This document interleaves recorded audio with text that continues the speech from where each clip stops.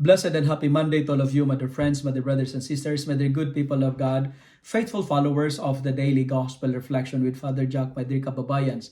Today is November 13, 2023, and today is Monday within the 32nd week in Ordinary Time, Year A. Our Gospel for today is from the beautiful and the wonderful account of the Gospel of Luke chapter 17, verses 1 to 6. In today's Gospel, Jesus tells his disciples that it is inevitable that sin will occur. Thus, it is a warning for all of us not to do anything that would cause scandal to another person. Let us not be a source of temptation that others fall into sin. In short, my dear friends, my dear brothers and sisters, we are warned by the gospel for today. Let us not scandalize others by our bad example and our bad behaviors. Sinning is one of the most worst thing we can do. We are therefore challenged not to lead people away from God. We need to watch what we do. In short, my dear friends, my dear brothers and sisters, the gospel is telling me and you today with this very loud message: never be a bad example and never be a bad influence to others.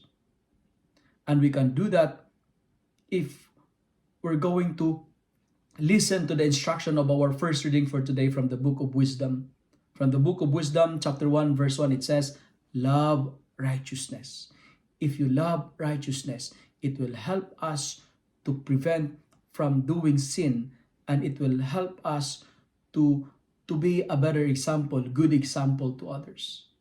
And second, the gospel for today is calling us to be men and women of forgiveness. The message is very clear. If your brother sin against you, rebukes him, correct him. And if he repents, forgive him. The message is very loud and clear. If he sin against you 7 times a day, and he turns to you and asks for forgiveness 7 times a day, forgive him. The limit of forgiveness is limitless. Forgive without limit. As I keep on telling you, my dear friends, my dear brothers and sisters, not to forgive is just like drinking a poison and expecting others to die. Because when we learn to forgive others, we grow in faith. I say it again, we grow in faith when we learn to forgive others. And finally, we are asked to have an increase of faith. Why?